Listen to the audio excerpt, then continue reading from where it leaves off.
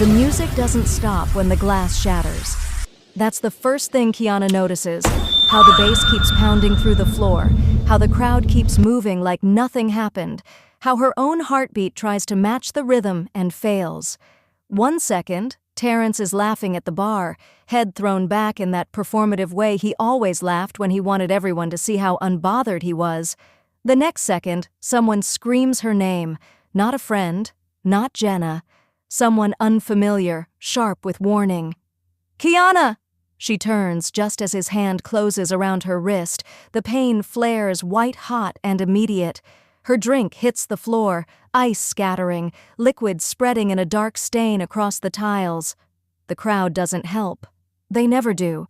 They form a loose circle instead, phones half raised, eyes averted, collectively deciding this isn't their problem. Terrence's face is red now, not charming, not smooth, just angry in a way she's seen before, but never in public, never where people could witness who he actually was beneath all that rehearsed charm. "You think this is funny?" His grip tightens. "Trying to embarrass me?" Kiana's throat closes. This wasn't supposed to happen. He wasn't supposed to touch her. He cared too much about his image for that. He'd spent 2 years controlling her behind closed doors precisely so he could look like the good guy everywhere else. But something snapped tonight. "Let go," she says. Her voice comes out steadier than she feels, muscle memory from all the times she had to stay calm while he raged. He doesn't let go. His fingers dig deeper. "That's what you do now? Hide behind strangers? You think he's going to save you?" She follows his gaze. A man stands a few steps away, perfectly still, watching with the kind of attention that doesn't announce itself, doesn't need to. He's not posturing, not puffing his chest, not doing any of the things men usually do when they want to look dangerous. He just stands there. And somehow that's worse. For half a second, Kiana wonders if she made a mistake, if she pulled herself out of one fire and straight into another. If she misread everything about this night, about this man, about her own judgment. Terrence laughs, ugly and sharp. "Yeah, I didn't think so." The man speaks then, softly. So soft Kiana almost misses it under the music. "Remove your hand."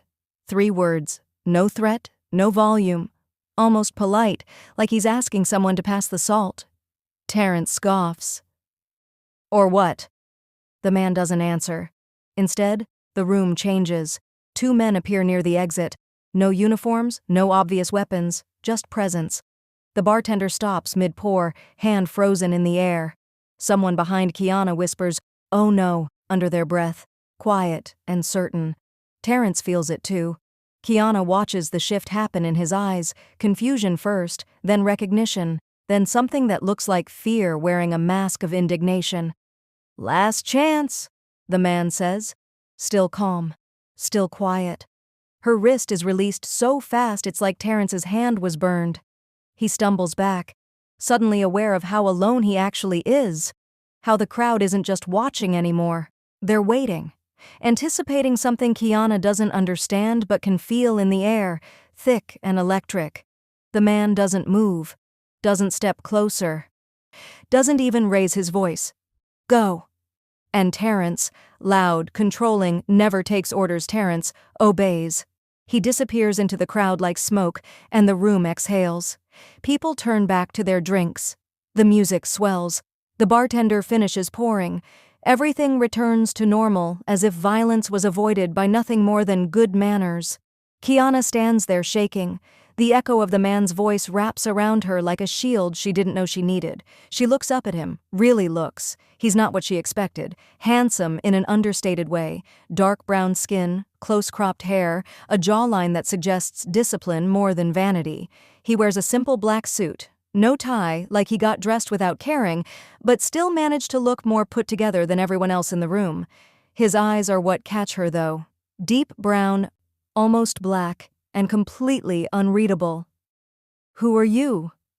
The question comes out as a whisper. He holds her gaze for a moment. Then, so quietly she has to lean in to hear, "Someone you shouldn't have needed tonight." He extends his hand, not demanding, not commanding, just offering. Now, he says, and there's the faintest hint of something warm beneath all that control. Would you still like that dance? Kiana stares at his hand, at this stranger who just dismantled her ex without touching him, without shouting, without any of the chaos Terrence always relied on to get his way. Her wrist still throbs where Terrence grabbed it. Her heart still pounds from adrenaline, but she takes his hand anyway. If you've ever felt invisible in a room full of people, if you've ever wondered why the loudest person always seems to win, stay with this story. Sometimes the quietest voice in the room is the one that actually understands power. And if that resonates with you, subscribe so you don't miss what happens when Kiana realizes exactly who she just asked to dance. Because the truth about control, it never looks the way you expect. His grip is firm but gentle. He leads her toward the dance floor. Or rather, he walks beside her and lets her choose the direction. When they reach the edge of the crowd, he stops, looks at her like he's asking permission for something. "Fair warning," he says, and there's almost a smile in his voice. "I'm terrible at this." At dancing? At leading. Before Kiana can ask what that means, he positions his hand lightly at her waist, takes her other hand in his, and waits. Just waits. "You lead," he says simply. Kiana blinks. "What?" "You asked me to dance, so dance. I'll follow." The words don't make sense at first. Men don't do this. Terrence certainly never did. Terrence led everything, where they went, what they ate, how she should stand, when she should speak, what she should wear. He called it taking care of her, called himself traditional, called her ungrateful when she pushed back. But this man, this stranger who just made Terrence retreat with 3 quiet words, is waiting for her to decide. "I don't know how to lead," Kiana admits. "Then we'll figure it out together." Something in her chest loosens, something that's been clenched tight for 2 years. She steps forward. He steps back, matching her rhythm. She turns left. He follows, slightly awkward, genuinely clumsy in a way that somehow doesn't diminish him. "See?" he says after a turn that nearly trips them both. "Terrible." Kiana laughs. She can't help it. The sound surprises her. When was the last time she laughed like this, free and unplanned and not worried about whether it was too loud or too much? They move through the crowd like that, her leading with no destination in mind, him following without complaint. The music pulses around them, but they exist in their own pocket of calm, separate from the chaos. "What's your name?" he asks. "Kiana." He repeats it softly, testing the syllables. "I'm Rashad." "Rashad." She tries it out, likes the way it sounds. "And Terrence, the man at the bar." "We don't have to talk about him," Rashad says quickly. "I'm not asking because I need information. I'm asking because you might need to say it out loud." The distinction catches her off guard. Terrence asked questions to gather ammunition, to find weak spots, to build his case for why she was wrong and he was right. This is different. "We dated for 2 years, Kiana hears herself say. "Broke up 4 months ago. He didn't hit me. Not like what just happened. That was new. But he hurt you in other ways." It's not a question. Rashad says it like a fact he already knows. Kiana nods. "How did you—" People who control with their hands aren't creative.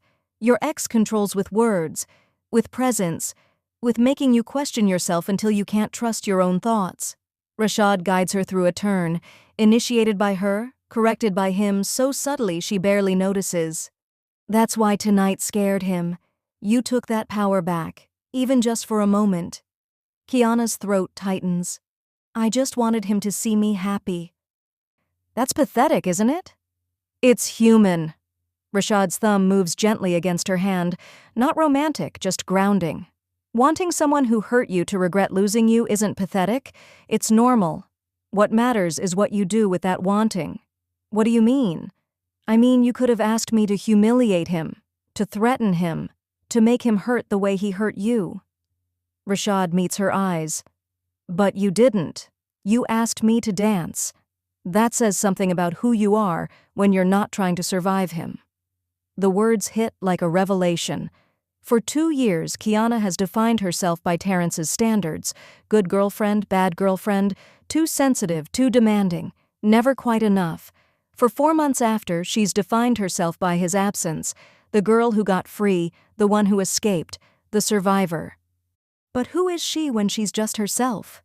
"He's still watching," she says, catching Terrence's reflection in the mirrored wall. He's back at the bar, knuckles white around his glass, face tight with rage. "I know," Rashad says. "Does that bother you?" "No. Does it bother you?" Kiana considers. Hours ago, the answer would have been yes. Terrence's attention always bothered her. When she had it, when she didn't, when it came with affection, when it came with anger. But now, dancing with this stranger who let her lead, who followed without needing to dominate, who spoke to her like she had sense. "No," she says, surprised by the truth of it. "It doesn't." "Good." They sway in silence for a moment. Kiana notices things she missed before. The bartender catches Rashad's eye and nods, sharp, deferential, like receiving instructions. 2 men in dark suits have positioned themselves near the exits, faces blank but watchful. The bouncer at the door checks his phone, looks directly at Rashad, then relaxes. "People keep looking at you," Kiana says quietly. "People always look." "No, I mean they're looking at you like they're waiting for permission, like you're—" She stops, not sure how to finish. Rashad doesn't fill the silence, doesn't explain, just keeps moving with her, patient and unhurried. "What do you want, Kiana?" he asks instead. "Right now?" "In general." "What do you want for yourself?" When was the last time someone asked her that? When was the last time she even knew the answer?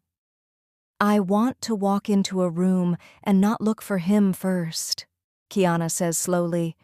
"I want to make decisions without hearing his voice in my head telling me all the ways I'm wrong. I want to feel like myself again, if I ever even knew who that was." "You do know," Rashad says. "You're just used to someone telling you that you don't." The song changes. Something slower. More intimate. Kiana expects him to step back now, to release her since the original purpose, making Terrence jealous, is clearly accomplished. But Rashad doesn't let go. "Your ex isn't angry because you moved on," he says, voice low enough that only she can hear. "He's angry because he lost control. That's what people like him crave. Not love, not partnership. Control, over the story, over your emotions, over how you see yourself." His hand shifts slightly at her waist, still respectful, but anchoring. "You took that away when you left. You took it away again tonight when you chose to be happy instead of small. That's what he can't forgive." The words land like truth Kiana always knew but couldn't name. "I didn't take anything," she whispers. "I just left." Exactly. The moment breaks when Terrence's voice cuts through the music. "Kiana, we need to talk." He's back. Of course he's back. Terrence never knew when to stop, never learned that silence could be an answer. Kiana's body tenses automatically. Rashad feels it. She knows he does, but he doesn't tighten his grip, doesn't pull her closer or position himself between them. He just stops dancing and waits, lets her decide. She turns. Terrence stands 3 feet away, hands shoved in his pockets in that casual way he always stood when he wanted to look reasonable. The blonde from earlier hovers behind him, looking uncomfortable. "There's nothing to talk about," Kiana says. "Don't be childish." Terrence's jaw ticks. 5 minutes, that's all I'm asking. And I'm saying no. "Kiana," she said no. Rashad's voice is quiet, almost conversational, but something in it makes Terrence's mouth snap shut. "This doesn't concern you," Terrence says, trying to reclaim his bravado. "It does when you make it public." "I just want to talk to my girlfriend." "Ex-girlfriend," Kiana corrects. Terrence's face flushes. "See? This is what I'm talking about. You're being difficult, making a scene. embarrassing both of us over nothing. I'm not making a scene, Kiana says. You are. I'm trying to have a conversation like adults and You grabbed her wrist, Rashad interrupts. Still quiet, still calm. In public, hard enough to leave marks. That's not adult conversation. That's assault. The word hangs in the air. Assault. Clinical and ugly and true. Terrence laughs. It sounds forced. That's dramatic. I barely touched her. She's exaggerating. She always exaggerates. Right, babe. He looks at the blonde behind him. The woman shifts uncomfortably, says nothing. See? Terrence spreads his hands. Everyone knows Kiana blows things out of proportion. She's emotional, sensitive, can't handle. What did you grab her for? Rashad asks. The question is so simple it sounds innocent. Terrence blinks. What? You said you barely touched her. So why touch her at all? If you wanted to talk, you could have walked over, said her name, waited for her to respond. So why grab her wrist? Terrence's mouth opens, closes. She was ignoring me. Was she ignoring you? Or was she just not paying attention to you? That's the same thing. No, Rashad says gently. It's not. Ignoring you would mean she saw you and chose not to respond. Not paying attention means she was focused on something else, on her own life, her own night. Which is it? The crowd has shifted. Not obviously, not dramatically, but people are listening now, phones down, attention focused, watching Terrence try to navigate a conversation that isn't going the way he planned. I don't have to explain myself to you, Terrence says. You're right, you don't. Rashad nods once. But you wanted to talk, so talk. Explain why you thought you had the right to put your hands on someone who doesn't belong to you anymore. It wasn't like that. She knows I didn't mean. Terrence looks at Kiana, desperate now. Tell him I didn't mean it. And there it is. The script Kiana has heard 100 times. The expectation that she'll smooth it over, make it okay, take responsibility for his actions so he doesn't have to face consequences. But Rashad's hand is still steady at her waist, still present without being possessive. And she realizes something. She doesn't have to answer. Kiana, Terrence tries again. Come on, you know me. You know I wouldn't.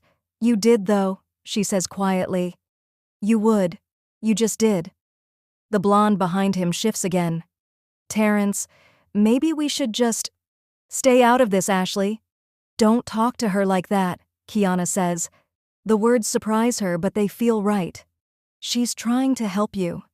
I don't need help, I need you to stop making me look crazy.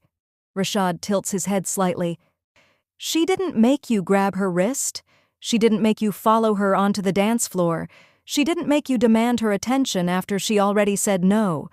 You did all that yourself. Terrence's face goes red. You don't know what you're talking about. You don't know her. You don't know us. I know what I saw. Yeah? And what's that? Someone who can't accept that he doesn't control the story anymore. The silence that follows is absolute. Even the music seems quieter. Terrence stares at Rashad, then at Kiana, then at the crowd that's watching him with expressions ranging from pity to disgust. The blonde, Ashley, has taken a step back, putting distance between them. This is insane, Terrence says finally. You're all insane. I'm done. He turns and walks away. Not confidently, not with his usual swagger. Just leaves. Shoulders tight, jaw clenched, the picture of a man who just lost something he thought he owned. Kiana watches him go, waits for the guilt to hit, for the voice in her head that sounds like him, telling her she made a mistake, she overreacted, she should have been kinder. But the voice doesn't come. Instead, she feels Rashad's hand slip away from her waist. He steps back, giving her space, and she realizes something else. He never needed to touch her at all. The power wasn't in his grip. It was in his stillness, in his refusal to engage with Terrence's chaos, in the way he asked simple questions and let the truth do the rest. You knew exactly how to do that, Kiana says, looking up at him. Why? Rashad meets her eyes. There's something ancient in his gaze, something that's seen this script play out 1,000 times. Because people always confess when they think no one dangerous is listening. The crowd swallows Terrence's exit, and Kiana stands there breathing like she just ran a marathon. Her wrist still aches, her heart still pounds, but something else pulses underneath, something she can't quite name. Rashad gestures toward a quieter corner, away from the dance floor, away from the lingering stares. She follows without thinking, then catches herself. When did she start following again? They stop near a tall window overlooking the city lights. The music is muffled here, just bass and rhythm bleeding through the walls. "You okay?" Rashad asks. Kiana nods, then shakes her head, then laughs at her own confusion. I don't know what that felt like. Like winning? Maybe. Is that wrong? Depends on what you won. The question sits between them. Kiana turns it over in her mind. What did she win? Terrence's humiliation? His anger? The satisfaction of watching him squirm? I wanted him to see me with someone better, she admits quietly. Someone he couldn't intimidate. Someone who made him feel small the way he always made me feel small. That's why I asked you to dance. Not because I wanted to dance, because I wanted him to watch. Rashad doesn't look surprised, doesn't look disappointed either, just listens. And when you made him leave, Kiana continues, when you used those questions to make him confess what he did, God, I felt powerful, like I finally had backup, like someone was on my side with enough strength to actually do something about it. She meets his eyes. That's awful, isn't it? It's honest, Rashad says. Most people lie to themselves about their motivations. You're not. But it means I used you. I used this whole thing, the dance, the conversation, everything, to hurt him back. Did you? Kiana stops. What? Did you hurt him back, or did you just stop protecting him from himself? The distinction feels important but slippery. I don't understand. Rashad leans against the window frame. Terrence grabbed your wrist in public. He followed you after you said no. He demanded your attention like he owned it. I didn't make him do any of that. You didn't make him do any of that. He chose every single action. All I did was stop you from having to make excuses for him. You did more than that, Kiana says. You made him look like a fool. No. I asked him questions. He answered them. The fool part? Rashad's expression doesn't change. That was all him. Kiana turns toward the window, watches the lights blur into streaks. Down on the street, people move through their lives, unaware of the small revolution happening in this corner of a club they'll never visit. I have his money, she says suddenly. Rashad waits. When I left, I took $3,000 from our joint account. He kept saying it was our money, that we were building a future together, but he controlled all of it. Every purchase needed his approval. Every expense got questioned. So when I finally left, I took what I figured he owed me for 2 years of... She stops. I took it. He's been calling, texting, threatening to press charges, says I'm a thief. Are you? Legally? I don't know. Morally.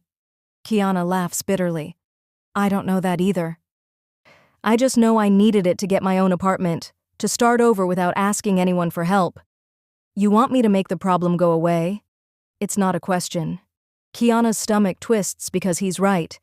Some part of her, the same part that asked him to dance, that wanted Terrence to see her with someone powerful, absolutely wants Rashad to fix this, to make one phone call and erase the debt, the threats, the fear. I shouldn't, she says. I should handle it myself. But you want me to? Yes. The admission costs something. Rashad doesn't move, but his attention sharpens, like he's assessing something beyond her words. If I did that, he says slowly, what would you learn? Kiana frowns. What? If I made Terrence drop the threats, made the money disappear from the ledger, erase the whole problem, what would you learn from that? I'd learn that you're generous, that you care. You'd learn that someone else's power can solve your problems. Rashad's voice is gentle but firm. You'd learn that the way to handle men like Terrence is to find bigger men to threaten them. You'd learn to trade one dependency for another. The words hit like cold water. I'm not trying to make you dependent, Kiana says defensively. I know, but borrowed power always costs more than you think you're paying. Today it's $3,000 and some phone calls. Tomorrow it's your choices. Next month it's your voice. Eventually, you forget you ever had power of your own. Kiana's throat tightens. So you won't help? I won't do it for you. Rashad straightens. But I'll tell you what I know. Joint account means joint ownership. He can threaten all he wants, but legally, you had as much right to that money as he did. He's banking on you not knowing that. He's banking on you being too scared to check. What if he takes me to court? Then he has to admit in public record that he kept financial control over his partner, that you needed $3,000 to escape. Courts notice patterns like that. He knows it. That's why he's calling you instead of calling a lawyer. The information settles like stones in Kiana's chest. Solid, real, something she can stand on. You're saying I already have the power to handle this. I'm saying you always did. You just needed someone to stop telling you that you didn't. Kiana looks at him, really looks. This man who could clearly make problems disappear with a phone call, who commands a room without raising his voice, who has staff and security moving at his slightest gesture, and he's refusing to use any of that on her behalf. It should feel like rejection. Instead, it feels like respect. I don't even know what you do, she says. What you are. People look at you like you're... She searches for the right word. Like you're someone who matters, someone dangerous. Rashad's expression doesn't change, but something flickers in his eyes. Amusement, maybe, or recognition. Are you? Kiana asks. Dangerous? He's quiet for a long moment. Then, so softly she has to lean in, only to people who mistake silence for weakness. The music swells in the other room. Someone laughs. Glass clinks against glass.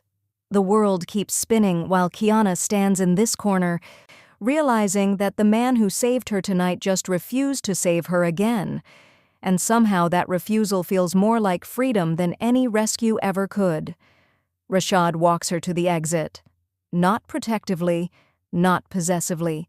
Just beside her, present in the way someone is when they've decided you matter but not that you're fragile. Kiana notices everything now. The way the bouncer straightens when they approach. The way the coat check girl hands over Kiana's jacket before she even asks. The way two men in dark suits materialize near the door, faces blank, positions strategic. You really do run this place, she says. I have an interest in it. An interest. Among other things. They step outside into autumn air that smells like rain and car exhaust. The street is alive with Saturday night energy. Couples stumbling toward cabs. Groups laughing too loud. The distant wail of sirens threading through it all. A black car pulls up immediately. Not a cab. Something else. Expensive and quiet and clearly waiting. The driver gets out, moves toward the back door. I can get my own ride, Kiana says. I know. Rashad gestures anyway. Humor me. It's late. She should argue, should insist on her independence now that she's discovered it matters, but her wrist still aches, and she's tired in a way that goes deeper than physical, so she gets in. Rashad slides in beside her. The driver closes the door without asking for directions, already knowing. They ride in silence for 3 blocks before Kiana speaks. You could ruin him. Rashad glances at her.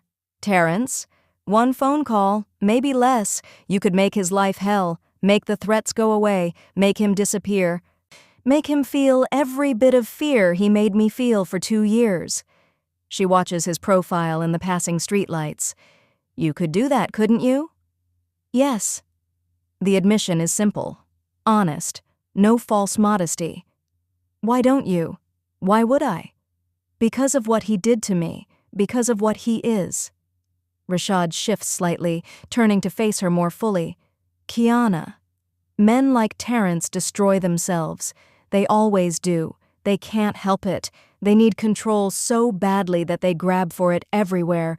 Work, relationships, strangers at bars, and eventually they grab the wrong person, or the wrong person's attention, or they push too hard and something breaks that can't be fixed with apologies and excuses. So you just wait? I just don't waste energy on people who are already falling. His voice is patient, kind even. Terrence grabbed your wrist in public tonight, in front of witnesses, in front of phones. You think that's the first time he's done something like that? You think you're the only person who's seen who he really is? Kiana thinks about Ashley, the blonde at the bar, stepping back, creating distance.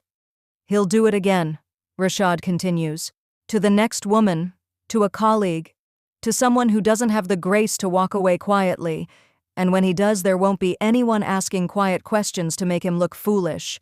There'll be consequences, real ones, the kind that stick. That's cold. It's patient. Rashad's expression doesn't change. And it means I don't become what I hate.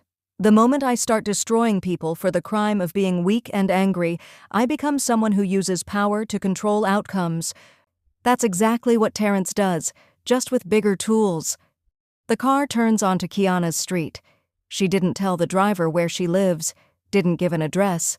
But the car knows anyway, and that should terrify her, except it doesn't. "You're not what I expected," she says. "What did you expect?" "I don't know. Someone who'd make promises, offer protection, give me a number to call if I ever needed help."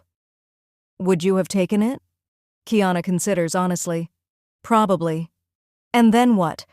Then I'm the person you call when life gets hard. Then I'm the one making decisions about what you can handle and what you can't. Then I'm Terrence with better manners and more resources." The car stops in front of her building. The driver doesn't move, doesn't open the door.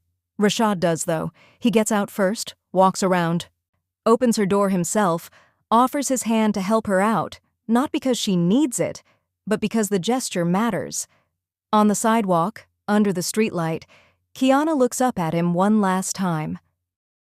"I still don't really know who you are." "Does it matter?" "It did 3 hours ago. Now." She trails off. "Now I think maybe it matters less than who I am when I'm around you." Something shifts in Rashad's expression. Not a smile exactly, just recognition. "You asked me to dance tonight," he says quietly. "But you're going to dance without me tomorrow. And the day after, and every day until you forget that you ever needed permission in the first place." He steps back, creates distance. "Rashad." "You're going to be fine, Kiana. Better than fine. You're going to remember that people who grab don't have power. They have fear. And you're going to stop being afraid of their fear." He turns toward the car. "Wait," Kiana says. Do you want my number?" He looks back. There's something gentle in his eyes, something that knows exactly what she's asking and why. No. The word should hurt, should feel like rejection. Instead, it feels like graduation. Rashad gets back in the car. The door closes. The engine purrs to life. Kiana watches the taillights disappear around the corner, and she's still standing there when her phone buzzes in her pocket. Unknown number. One message. She opens it. "Next time, dance because you want to." Kiana reads it twice, 3 times, commits it to memory. Then she deletes the number, walks into her building, and climbs the stairs to an apartment she paid for with money that was always hers. Feeling lighter than she has in 2 years, because borrowed power always costs more than you think. But your own power? That's free. If this story made you think differently about strength, about control, about the difference between being saved and saving yourself, you're not alone.